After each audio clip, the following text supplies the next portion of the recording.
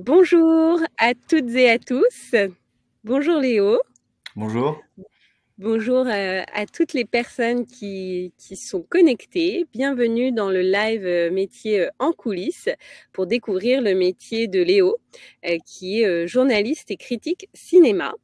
Léo, un grand merci d'avoir répondu positivement à cette demande, de donner du temps pour aider les autres. Moi, c'est Juliette. Je suis responsable de la communauté des coachs. Je travaille chez Chance depuis 5 ans et demi. Le but de ce live, c'est qu'il soit vraiment interactif. Donc, alors, n'hésitez pas à poser toutes vos questions dans le chat. Je m'occuperai de modérer et de les poser à notre invité. Pour commencer, en attendant que tout le monde se connecte, ce que je vous propose, c'est de nous dire dans le chat d'où vous venez, d'où vous nous écoutez. C'est toujours chouette de voir qu'il y a plein de personnes partout en France qui assistent à ces lives. Bon, je vais regarder. Hop, donc Arles de Lola, super. Il me semble, Lola, tu avais déjà participé à un live hier avec Armel, il me semble, de mémoire. Paris, Rennes, super, tout à fait. Toulouse, actuellement dans les bouchons. Courage, Élise. Un appel d'Élise également. Super. Bon, bah écoutez, pour introduire ce live et pour celles et ceux qui ne connaissent pas encore Chance, Chance est une communauté d'entraide professionnelle qui a développé une méthode qui permet à chacun et chacune de trouver sa place dans le monde professionnel et donc par conséquent dans la société. On a plusieurs programmes d'accompagnement. Le plus connu et celui qui est historique, c'est le bilan de compétences. Et dans ce bilan de compétences, on invite justement les personnes qui le réalisent à aller se confronter à la réalité des métiers qui peuvent les intéresser, donc aller questionner les personnes qui exercent ce métier pour pouvoir enlever tout fantasme, préjugés, et que finalement chacun peut finalement avoir des voies professionnelles et ce moment est assez puissant. Donc n'hésitez pas à poser vraiment vos questions dans le chat et c'est vraiment ce qu'on va faire toute la semaine. Voilà, ça va s'arrêter vendredi. Donc, ma première question pour toi, Léo, c'est finalement, est-ce que tu peux nous parler de ton parcours et comment tu es arrivé à exercer ce métier? Ok. Alors, mon parcours, moi j'ai commencé par étudier à la fac. J'ai fait une licence d'information communication, qui est un peu la voie qui permet de pas encore trop choisir une orientation très précise après le bac et de rester assez large.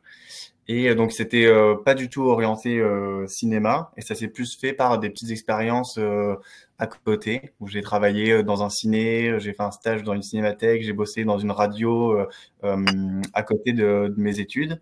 Et après quand même au niveau de l'université, au moment où je suis arrivé en master, ça s'est un peu spécialisé au début sur la culture de manière plus générale et vraiment à la fin sur le cinéma, l'industrie de l'audiovisuel, les métiers de la production, de la distribution, etc., etc. Et en parallèle de ça, je vais continuer à bosser avec notamment cette radio pour laquelle j'avais commencé à travailler quand j'étais en licence. Et petit à petit, c'est ça qui a commencé à prendre un peu de place. Le premier travail que j'ai fait en sortant de mes études avait pas grand-chose à voir avec le journalisme. C'était plutôt, je bossais dans la VOD, donc des sites de streaming, etc. Mais j'étais pas à plein temps, ce qui permettait de me dégager un peu de temps pour continuer à travailler le journalisme et avoir différentes missions et tâches à côté, jusqu'à ce que je décide d'arrêter complètement ça pour me lancer à plein temps dans ce qui est journalisme et critique. Voilà. Ok, merci beaucoup. Alors, comment ça s'est fait finalement, donc cette décision d'arrêter l'activité en VOD? Est-ce que c'est fait petit à petit? Petit à petit, dans le sens où du coup je menais à côté quand même l'activité de journalisme en plus de ce travail-là. Je profitais du fait d'avoir négocié de pas être en plein temps total pour mener un peu les deux. Et je sentais que ça commençait à se développer un peu. Et plusieurs fois, je m'étais retrouvé à devoir dire non ou pas pouvoir accepter une démission parce qu'en fait, c'était pas du tout compatible avec le fait d'avoir un contrat à côté. Et donc, un moment où j'ai eu l'impression de sentir un terrain plus ou moins stable, on va dire, pour pouvoir me lancer. Et aussi, puisque sur le côté de la VOD, qui me plaisait beaucoup par ailleurs, mais j'avais passé 3 ans là-bas et j'avais l'impression aussi d'avoir fait un petit tour de ce que je pouvais faire et mener à cet endroit-là. Du coup, les deux sont tombés plus ou moins au même moment. Et donc, du coup, j'ai décidé d'arrêter avec la possibilité d'avoir aussi d'ouvrir des droits au chômage, ce qui permettait de potentiellement avoir une sécurité supplémentaire pour pouvoir me lancer si jamais il y a des choses qui se passaient pas comme prévu, on va dire. Ok. Donc, quand tu parles de terrain stable, c'était finalement essayer d'avoir une sécurité un peu financière pour pouvoir te lancer à temps plein. Ouais, exactement. En gros, il y avait deux émissions. Je travaille encore aujourd'hui pour elle. C'est deux émissions télé, une sur Arte et une sur Ciné+. Il y en a une qui est consacrée plutôt au court métrage, l'autre plutôt aux films de classiques, enfin, en tout cas des films plus anciens. Et ces deux émissions, je travaillais déjà un petit peu pour elle, et je savais que en arrêtant, je pouvais y passer plus de temps et qu'il y allait avoir plus de travail, en gros. Et l'avantage de ces émissions, c'est que c'est des émissions qui courent tout au long de l'année. C'est lié aux programmations de la chaîne. Donc, je sais que de septembre à juin, juillet, l'émission, elle court toute l'année. Donc, il y a quand même une certaine stabilité où je sais que mois après mois, je vais quand même avoir différentes choses, quoi. Donc, je savais Ok. que je pouvais compter sur ces deux choses-là. Et après, l'idée, c'était d'ouvrir un peu et de passer plus de temps à pouvoir chercher, ouvrir des portes, voir ce qui était possible, rencontrer des gens, etc., etc. Super. Et donc aujourd'hui, tu travailles toujours avec ces deux émissions. Et est-ce que tu as aussi d'autres projets en parallèle, d'autres Ouais, alors en fait, bah, peut-être que, à part pour quelques exemples qui sont assez rares de gens qui sont employés en contrat dans des rédactions ou dans des médias, je dirais qu'au global, c'est quand même pas mal un métier autour de l'indépendant. Enfin, on est assez indépendant, donc on travaille avec plusieurs employeurs différents. Et surtout, en tout cas pour ceux qui sont vraiment dédiés sur le cinéma, je connais finalement assez peu de gens qui sont uniquement critiques et journalistes de cinéma. Et généralement, c'est quelque chose qui va aller de pair avec d'autres choses. Donc, par exemple, moi, je travaille aussi pour des festivals de cinéma où là, je fais de la programmation de films. Donc, il y a toute une part de mon activité, c'est de regarder des films et de discuter avec d'autres gens. On a des comités de sélection pour savoir si les films vont être sélectionnés ou non dans les festivals pour lesquels je travaille. Ça veut dire aussi animer des discussions avec les cinéastes qui seront invités au festival. Donc ça, c'est finalement tout un autre pan que plusieurs autres journalistes et critiques font aussi. Et après, il y a un autre pan qui est vraiment quelque chose autour du scolaire. Il y a pas mal d'interventions avec des lycéens, collégiens un peu partout en France et sur lequel on va aller discuter de films, faire des ateliers d'éducation à l'image, etc. Et donc en fait, je trouve un peu un équilibre entre ces trois pôles, vraiment l'activité purement journalisme critique et ces deux autres choses qui se font en parallèle. Et je dirais que en fait, c'est un peu je ne sais pas s'il y a une forme de journalisme critique, ou en tout cas une seule manière de faire, mais c'est beaucoup une question de comment trouver cet équilibre entre les différentes choses, quoi. À la fois un équilibre financier, de temps et même d'activité, parce que être journaliste et critique, ça veut dire aller voir des films et potentiellement écrire dessus ou faire des interviews. Et je sais que je pense que j'ai l'impression que j'aurai une forme de lassitude à faire vraiment tout le temps, tout le temps, tout le temps ça. Donc ça fait aussi un truc de poche d'air, de vase communicant entre ces différentes choses. Ok, ok, hyper intéressant, merci beaucoup. On a eu des premières questions donc d'Élise et Wendy. C'est comment tu as réussi à créer ce réseau et comment tu l'entretiens aujourd'hui. Donc je pense qu'on parle de réseau, c'est justement tout ce réseau dans le cinéma. Ouais, bah ça s'est vraiment fait au fur et à mesure des expériences. C'est-à-dire que si je reprends ce tout premier exemple de la radio pour lequel je travaillais, c'était Radio Nova qui avait une antenne locale à Bordeaux où je faisais mes études. Et en fait, une fois que j'ai arrêté base, c'était un stage puisque j'avais 19 ans, quoi. Et en fait, le stage consistait à faire des interviews pour remplir la partie éditoriale de la radio. Mais comme ça s'était bien passé, après, j'ai continué à bosser avec eux en faisant des piges depuis Paris, où du coup, je faisais des interviews que je leur envoyais. Et en fait, c'est toujours donc ça fait que augmenter. C'est-à-dire qu'en rencontrant des gens sur ces interviews-là, ça me fait rencontrer d'autres personnes. Puis en faisant d'autres stages le long de mes études, ça m'a aussi fait rencontrer d'autres gens. Et après, des endroits comme les festivals de cinéma, c'est des endroits où vraiment on rencontre pas mal de gens, où ça fait partie des endroits en tout cas où on crée et développe le réseau et on l'entretient aussi d'ailleurs, puisque c'est des événements récurrents où on retrouve de temps en temps les mêmes personnes. Après, je sais qu'en tant que journaliste, il y a un syndicat de journalisme et critique de cinéma qui du coup a des assemblées générales, fonctionne un peu comme une association. Il y a des prix dans lesquels on peut s'inscrire. On rencontre aussi d'autres gens pour aller décerner des prix à des films, etc. Donc en fait, il y a plein d'activités qui se déroulent un peu autour, en tout cas dans cet écosystème-là, qui font que ça permet de rencontrer des gens. Et puis après, tout simplement, il y a des gens que j'ai envie de rencontrer parce que j'ai envie d'en savoir plus sur c'est quoi leur travail, comment il ou elle fonctionne et tout ça. Et là, je leur écris simplement pour dire, ça m'intéresse d'en discuter. Allons boire un café. Et tout ça. Et je sais que, enfin, c'est quelque chose qu'on m'a conseillé de faire pas mal quand j'étais étudiant, ou étant étudiant, il y a toujours ce truc on est un peu protégé par les études, on n'est pas forcément en demande ou en recherche quand on va voir quelqu'un, on est juste intéressé par ça. Et j'ai l'impression que ça a aussi permis cette facilité de l'échange et d'aller voir les gens en disant, en fait, je suis intéressé par ce que tu fais, donc ce serait cool qu'on en parle pour voir même d'autres modes de fonctionnement et tout ça. Super intéressant. Et du coup, dans toutes ces rencontres et réseaux, est-ce qu'il y a des rencontres marquantes que tu as pu avoir? Il y a toujours des personnalités qui sont inspirantes. Moi, je sais que ce qui m'a beaucoup marqué, ce qui continue à marquer, c'est un peu ces gens qui arrivent à faire plein de choses en même temps, où on comprend pas combien d'heures ils ont dans leur journée, quoi. Et il y a quelque chose qui est à la fois, je trouve, fascinant et me donne envie de faire plein de choses différentes comme ça. Et je sais qu'il y a eu plusieurs personnes que j'ai rencontrées où il y avait ça. Il y en a un avec qui je travaille sur une des 2 émissions notamment, qui à côté de ça travaille aussi à la Cinémathèque, et puis en même temps anime des émissions sur des radios, puis écrit dans un magazine. En fait, c'est un peu ce truc aussi qui m'a donné envie d'essayer au maximum d'être indépendant pour avoir cette possibilité un peu d'avoir plusieurs casquettes. On revient à ces 3 piliers dont je parlais tout à l'heure sur le côté festival, intervention scolaire, journalisme. Du coup, les gens que j'ai rencontrés qui m'ont un peu plus inspiré, ou en tout cas qui avaient des activités que je trouvais chouettes, c'était ceux qui justement avaient un pied dans plusieurs endroits.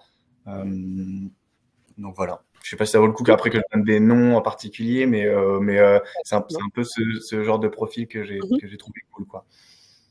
Et merci beaucoup. Est-ce que du coup, tu peux essayer de nous dire finalement quelles sont les missions d'un journaliste et d'un critique de cinéma? Les tâches, les responsabilités. Si, je peux diviser en 2 parties. Il y a vraiment le côté critique et actualité pure du cinéma. Donc chaque mercredi, il y a une dizaine de films qui sortent en gros.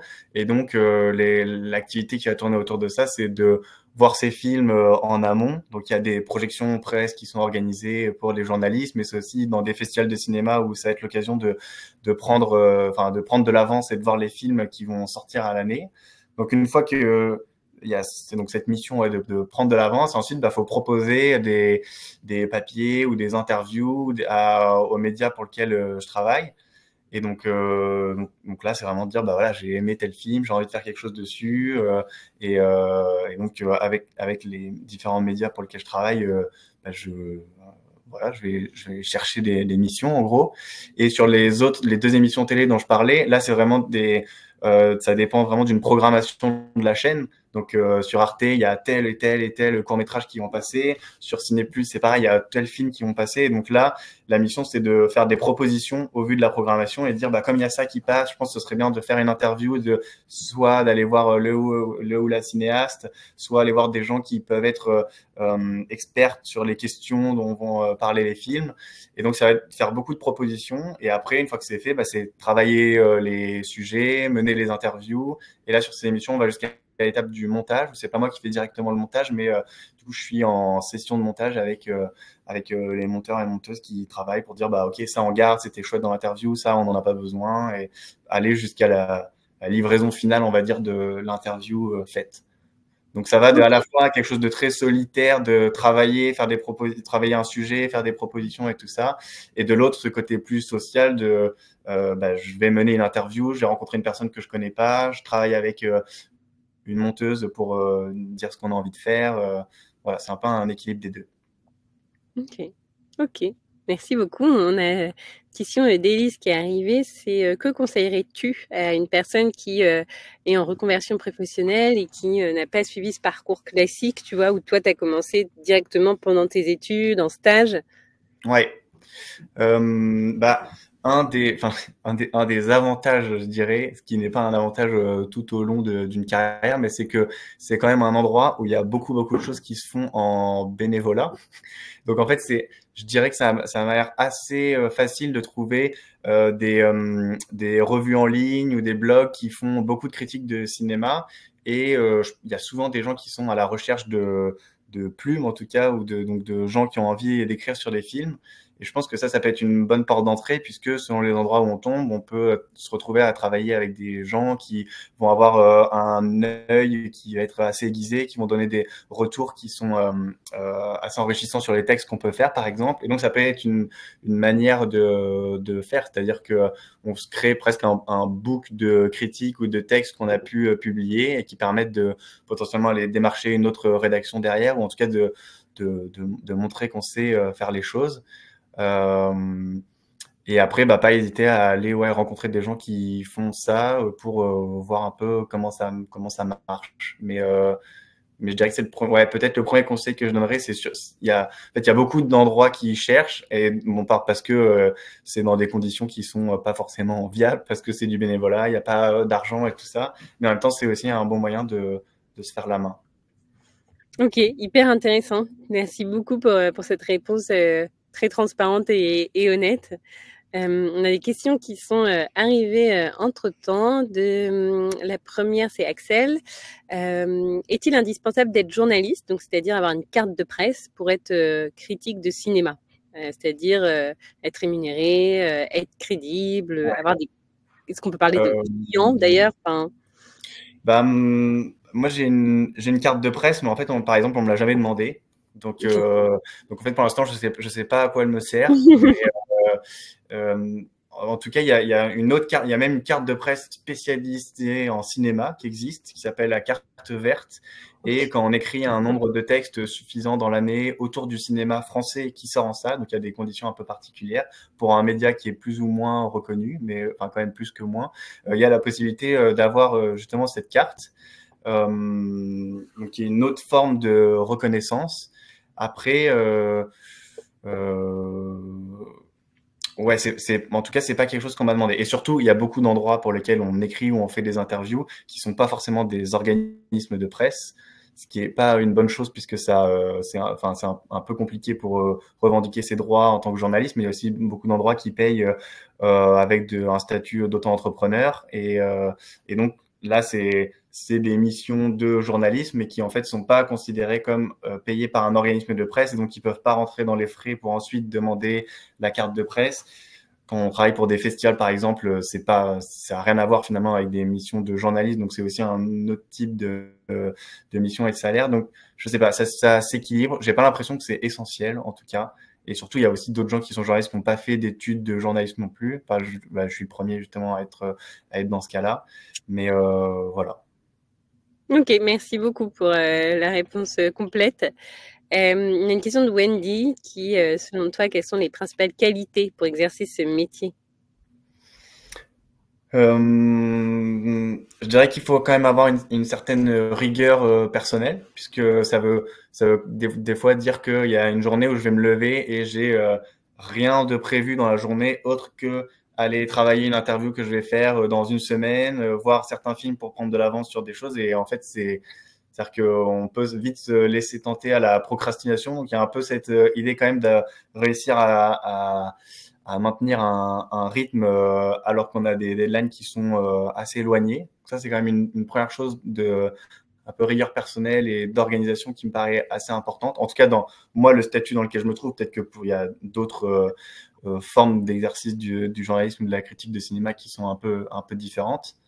Et après, bon, c'est peut-être un peu banal de dire ça, mais une curiosité pour plein de choses aussi au-delà du cinéma. Enfin, sur la question de le fait de mener des interviews et tout ça, c'est la curiosité de l'autre autant que les recherches qu'on a pu faire pour travailler cette interview-là. Donc, ça me paraît aussi essentiel. Ok, très intéressant. Il y a Colline qui, je trouve, c'est une question assez intéressante également. C'est la recherche de légitimité / crédibilité en tant que journaliste critique est-elle difficile à atteindre? Ouais, c'est une bonne question. Je dirais que ça, en fait, ça s'atteint. Je dirais que ça s'atteint de deux manières, à la fois par la qualité des choses qu'on va produire et pour qui que ce soit. C'est-à-dire qu'au final, un très bon texte ou une très bonne interview, qu'elle soit faite pour un tout petit média ou pour un très grand média, au final, il y a quand même de la valeur en tant que telle sur la production qui a été faite. Donc, qui permet quand même de se constituer des preuves on est légitime ou crédible pour faire ça. Et après, je sens quand même qu'il y a aussi beaucoup quelque chose sur les médias pour lesquels on travaille. Par exemple, moi, cette émission pour laquelle je travaille sur Arte, c'est vraiment un truc détourné. C'est-à-dire que je vais jamais dans les bureaux d'Arte pour bosser avec eux. C'est produit via une société de production en externe, etc. Mais juste la carte Arte, je vois que des fois, ça ouvre des portes où d'un coup, ça dit ah oui, ok, c'est Arte. Et donc, c'est un peu un truc qui en jette un peu comme ça. Pareil pour des festivals, selon les festivals pour lesquels on travaille, etc. Donc il y a un peu ces deux choses-là. Après, la question de la légitimité, j'ai l'impression que c'est un endroit où on pourrait avoir l'impression qu'on l'atteint jamais. Il y a des critiques de cinéma, ils ont 70 ans, on a l'impression qu'ils ou elles ont vu absolument tous les films de l'histoire du cinéma, rencontré tout le monde et tout vu, tout lu, et qui savent tout. Mais on n'avance jamais en se comparant à des gens qui ont 50 ans de carrière, quoi. Donc, je pense qu'il faut essayer le moins possible de se poser la question de la légitimité. Je sais que généralement, quand je propose un truc, même si je me sens pas, enfin, quand on me propose quelque chose, même si je me sens pas forcément à l'aise avec, je dis oui et au moins ça me force à bosser pour me dire que au moment où je me retrouverai à le faire, je serai prêt pour le faire et en essayant de s'auto-créer une légitimité à faire les choses. Mmh. Mmh. Merci beaucoup. Merci pour, je trouve cette réponse très intéressante.